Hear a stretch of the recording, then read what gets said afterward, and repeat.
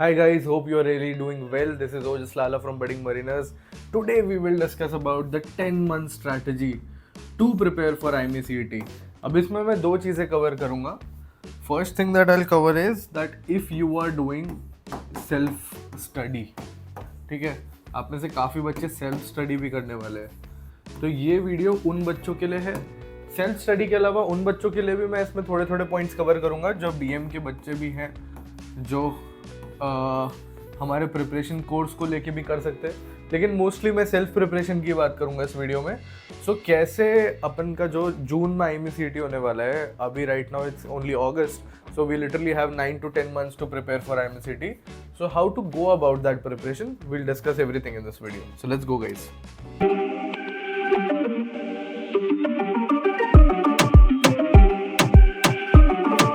So when is IME CET conducted? सबसे पहले to even make the schedule, to even know about what is the pattern of IME CET, everything we need to know when is IME CET conducted. आप में से काफ़ी सारे बच्चे droppers हैं, तो होपफुली सबके पास इसका आंसर होगा, लेकिन जिसके पास नहीं है उसको मैं कुछ चीज़ें बताऊंगा आज.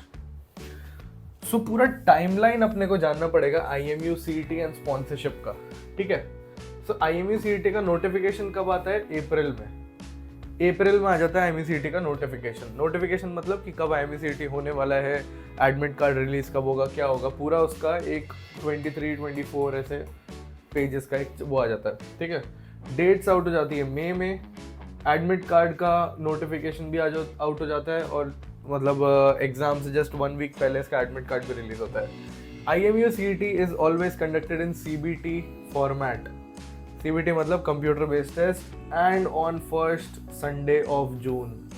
लिख के रख लीजिए, मार्क योर कैलेंडर, फर्स्ट या second Sunday of June, most probably first Sunday ही आपका IME CET कंडक्ट हो भी जाएगा, ठीक है. नाउ फर्स्ट से लेके 5 months को अपने को कैसे अप्रोच करना है, how to approach 1 to 5 months. अभी जब हम 9 to 10 months की बात कर रहे हैं तो अपने को पहले स्टेप बाय स्टेप चलना पड़ेगा. So you need to complete the full syllabus of class 11th and 12th, ठीक है. इसमें आपको क्या क्या कंप्लीट करना पड़ेगा, ठीक है. So you need to complete the full syllabus. So सबसे पहले सिलेबस कंप्लीट करना है तो अपने पास प्रॉपर सिलेबस होना भी चाहिए उसके लिए. सो आप अगर BM की एप्लीकेशन पे भी जाएंगे तो आपको वेबसाइट पे भी मिल जाएगा, बडिंग मरीनर्स के प्लेलिस्ट बने हुए हैं उस पर भी आपको जाके मिल जाएगा. लेकिन बेसिक अगर बताऊँ मैं तो PCM का सिलेबस आप NCERT से कर सकते हैं, ठीक है. जो NCERT का सिलेबस है, जैसे मैंने यहाँ पे भी लिखा हुआ है, for NCERT just for PCM just refer your NCERT. But अब इसमें एक प्रॉब्लम बताता हूँ क्या है, जिसकी वजह से बडिंग मरीनर्स आपकी बहुत हेल्प कर सकता है. अगर NCERT में कुछ पर सब्जेक्ट 25 चैप्टर्स है ना, 25 चैप्टर्स, अगर NCERT में 25 चैप्टर्स है, फिजिक्स में अराउंड 30 है, मैथ्स में अराउंड 25 है, केमिस्ट्री में, टोटल कितने हो गए? अराउंड 80 चैप्टर्स हो गए. इसमें से सिर्फ 30 रेलेवेंट है, सिर्फ 30 चैप्टर्स रिलेवेंट है, जिससे 90% ऑफ द सिलेबस आता है. बट वो आपको कैसे पता पड़ेगा, कैसे आप सिर्फ उन चैप्टर्स को पढ़ोगे? और इन 30 चैप्टर्स में से भी पता है क्या इंपॉर्टेंट है, इस 30 चैप्टर्स में से अगर टोटल 5000 क्वेश्चन बनते हैं ना, अराउंड इसमें 150 सब टॉपिक्स है.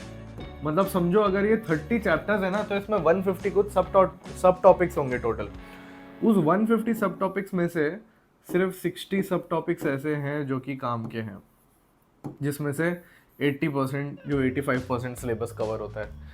सो एक्चुअल में अगर इन स्टैटिस्टिकल टर्म हम देखें ना, अगर जैसे हमने बात की, अगर यहाँ पे 80 चैप्टर है ना PCM में, तो काम के उसमें से सिर्फ 15 है.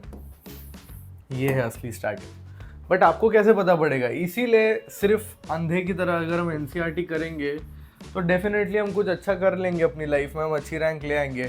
लेकिन यहीं पे एक फ़र्क हो जाता है एक BM के बच्चे का, जो बडिंग मरीनर्स का बच्चा है, जिसके पास बडिंग मरीनर्स के नोट्स हैं, जो कि न्यूमेरिकल सॉल्व करेगा, जो कि थ्योरी पे भी फोकस करेगा. वही बच्चा इसीलिए आगे निकल जाएगा क्योंकि वो साथ ही साथ एप्टीट्यूड की भी प्रिपरेशन करेगा, इंग्लिश की भी प्रिपरेशन करेगा, मॉक इंटरव्यूज़ की भी प्रिपरेशन करेगा. गधे की तरह सिर्फ PCM नहीं पढ़ता जाएगा.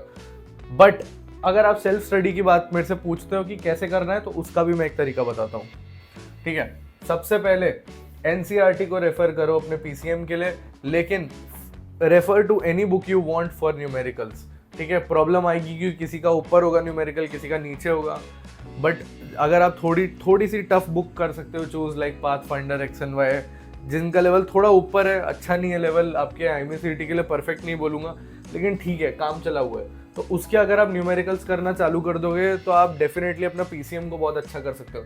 तो अगर NCERT से थ्योरी करो, एग्जाम्पलर से इसके MCQs करो, एक्स एंड वाई या पाथफाइंडर में से कोई भी एक किताब उठाओ, उसमें से फिजिक्स एंड मैथ्स को पकड़ो बस, केमिस्ट्री नहीं। केमिस्ट्री के लिए आपको थ्योरी अपनी अच्छी करनी पड़ेगी, ठीक है।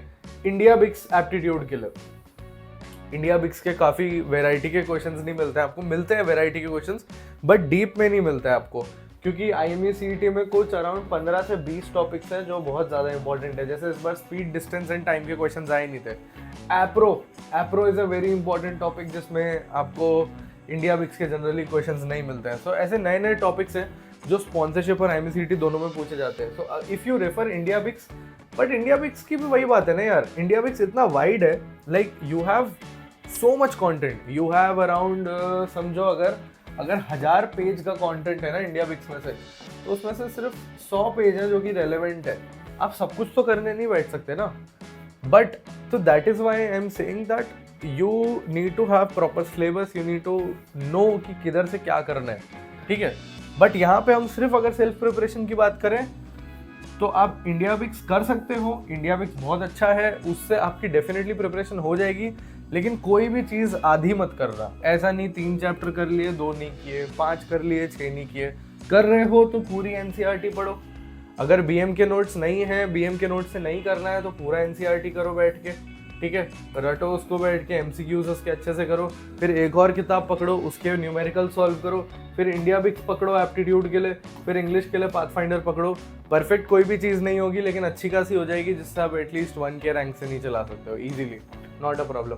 तो अगर आप 1000% की मेहनत करना चाहते हो तो डेफिनेटली आप इस रूट पे जा सकते हो, लेकिन अगर आपको थोड़ी कंसाइज मेहनत करनी है तो I already told you away. Hey guys, आप लोग वीडियो तो देख रहे हो पर क्या आपने फॉर्म भरा? नहीं, राइट। ऑल्सो स्किप नहीं होगा, it's not an art. After all आपकी हेल्प के लिए ही है, चाहे merchant navy related basic doubts हो या प्रिपरेशन में हेल्प चाहिए हो, our mentors are always there for you. So fill the form in the description and like this video before you go, ठीक है।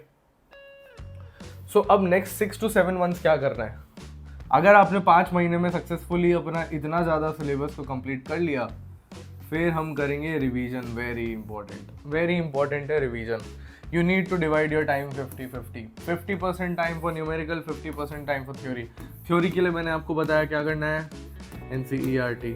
न्यूमेरिकल के लिए क्या बोला क्या करना है, कोई भी रिफ्रेशर बुक उठाओ, उसके MCQ करना चालू हो जाओ, ठीक है। लोग बोलेंगे ये किताब अच्छी नहीं है, वो किताब अच्छी नहीं है, यार सारी किताब एक जैसी होती है, किसी में ज़्यादा डिफिकल्टी लेवल होता है, किसी में कम होता है, बहुत ज़्यादा कोई फ़र्क नहीं है। अगर आपने एक भी किताब उठा के अच्छे से करना चालू कर दिया तो आप डेफिनेटली उस सब्जेक्ट की मास्टरी जरूर कर सकते हो। तो ठीक है, whichever book you are referring needs to be solve at least 4 times fully. तो किताब ऐसी पकड़ो जिसको आप 4 बार सॉल्व कर सकते हो। मैं ये क्यों कह रहा हूँ, एक बार सॉल्व करने से ना आपको थोड़ा थोड़ा आता है, 2 बार सॉल्व करने से ना आपको थोड़ा बहुत आ जाता है, लेकिन अगर आप तीसरी जो चौथी बार कर लेते हो ना तो no question remains as such जिसको आप सॉल्व नहीं कर सकते। और अगर पूरी तरीके से उस किताब को सॉल्व करोगे तो कॉन्सेप्ट भी क्लियर हो जाएंगे, फिर प्रॉब्लम नहीं आएगी, ठीक है। तो अब अपन मूव ऑन करेंगे,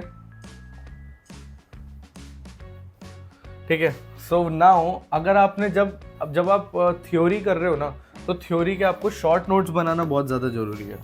you need to create short notes for each chapter, क्योंकि जब हम 6 से 7वें महीने पे आ जाएंगे ना, हर सब्जेक्ट के अपने पास ऐसे नोट्स होने चाहिए वेरी शॉर्ट, जिसको हम एक एक पेज पे नोट्स बना के प्रॉपर रिवीजन करना चालू हो जाए। ये मॉक टेस्ट के टाइम पे बहुत काम आता है। ये आ गए मॉक टेस्ट। अब फाइनल मंथ्स में जैसे 8, 9, 10 देन 11, 10 लास्ट के 3 महीने में मॉक टेस्ट करना बहुत ज़्यादा ज़रूरी है। बडिंग मरीनर्स के बच्चे ने 25, 30, 50 मॉक टेस्ट दिए हैं। हर हफ्ते इनका मॉक टेस्ट होता था, अभी भी हो रहा है। So you have to give lot of mock test. अगर आपने मॉक टेस्ट नहीं दिए, अगर आपने एटलीस्ट 25 मॉक टेस्ट नहीं दिए for preparation of IMCET, don't expect कि आप 1000 से नीचे रैंक ला सकते हो। इट इज़, ग्रीन से नहीं लिखूंगा, लाल से लिखूंगा, इम्पॉसिबल। अब बोलना कि नहीं सर पॉसिबल है, नहीं है। आर्यन वागवेकर 50+ मॉक टेस्ट, AIR देखो 46। यहाँ पे जितने भी बच्चे हैं, यहाँ पे आप गिन लो कितने ज़्यादा बच्चे हैं। AIR 1000 के अंदर कितने ज़्यादा बच्चे हैं। बडिंग मरीनर्स के क्यों हैं इतने ज़्यादा बच्चे? क्योंकि सब ने कम से कम 10-10, 15-15, 20-20, 25-25 मॉक टेस्ट दे रखे हैं एंड ये सारे के सारे बच्चे स्पॉन्सर्ड भी है। ये मणिकृत 829 आपको दिख रहा है, आप सोच रहे होगे कि यार कैसे इम्प्रूवमेंट और NIOS के कर सकते हैं क्या? ये आपका प्राइवेट कैंडिडेट का बच्चा है, 3 साल से ड्रॉपर है, बायोलॉजी लिया था, फिर मैथ्स में कन्वर्ट किया, फिर भी जाके आज 829 रैंक लिया। सिनर्जी में स्पॉन्सर्ड होके गया है, एंग्लो में स्पॉन्सर्ड है, मर्स्क में स्पॉन्सर्ड था, तोलानी का BSc का पेपर भी क्लियर किया, TMI सेट में 60 मार्क्स लेके आ गया। AIR 829 है, और क्या चाहिए? तो एक्सक्यूज़ अगर आप दे रहे हो कि मैं इम्प्रूवमेंट का हूँ, मैं इसका हूँ, मैं NIOS का हूँ, मैं प्राइवेट कैंडिडेट हूँ, मैं कर सकता हूँ कि नहीं कर सकता? ज़रूर कर सकते हो, ठीक है। अगर नहीं कर सकते तो प्रॉब्लम आप में और आपकी अप्रोच में, ठीक है। So this is all about the toppers of budding mariners कि कैसे उन्होंने ये अपने इतने बड़े गोल को किया। अब आप कैसे कर सकते हो? How can you make your dreams come true? Daily 2 घंटे की live classes is more than enough for physics, chemistry, mathematics, general aptitude, reasoning, geography, English and interview questions for both sponsorship and IMCT। समझो आज आपकी AIR 1 आ गई, समझो, ठीक है। AIR 1 आ गई, सब बहुत खुश है, ठीक है, आप भी बहुत खुश हो, पापा मम्मी भी खुश है, मिठाई बांट रहे हैं। स्पॉन्सरशिप नहीं मिली, फिर क्या करोगे? क्या करोगे? कुछ नहीं कर पाओगे ना। तो that is why you need to prepare for sponsorship also, you need to prepare for the interviews also. Synergy आपको नहीं उठाएगी अगर आपका रैंक 1 है, तो टॉम नहीं उठाएगी, स्कॉर्पियो नहीं उठाएगी। अगर आपका रैंक 15,000 है लेकिन आपकी इंटरव्यू स्किल्स अच्छी है, आपका रिटर्न्स देने का तरीका अच्छा है, आपको इंटरव्यू क्लियर करना आता है, GD में अच्छे हो, तो आपको स्कॉर्पियो मिल जाएगी, टॉम मिल जाएगी, सिनर्जी मिल जाएगी, फ्लीट मिल जाएगी, कोई मना नहीं करेगा, सारी कंपनी फोड़ सकते हो। बट उसके लिए ज्योग्राफी अच्छा होना चाहिए, शिप नॉलेज अच्छा होना चाहिए, मॉक इंटरव्यूज़ की प्रैक्टिस होनी चाहिए। वो कैसे होगी? वो बडिंग मरीनर्स में होगी। हम कैसे करवाते हैं वो? हमारे 3 बैचेज है राइट नाउ, ठीक है।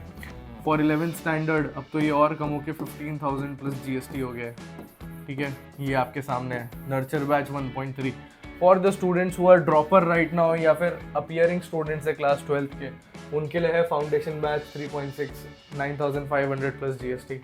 Sponsorship batch 5,500 plus 18% GST. So these 3 batches are for you. If you want to avail right now, just fill out the Google form given below or contact me at this number if you want one-to-one free guidance. Thank you so much guys. I'll see you in the next video. Adios. Do you guys want the updates regarding the exam forms or the maritime industry in general? या फिर exams के लिए motivation चाहिए? Then you definitely need to follow our Instagram channel for all this stuff and much more. Want the best notes and material for IMUCT and sponsorship exams? Want daily quizzes? Or do you want your doubts about your merchant navy career solved by our mentors? Search Budding Mariners on Telegram or click on the link in the description below to start your marina journey with us today.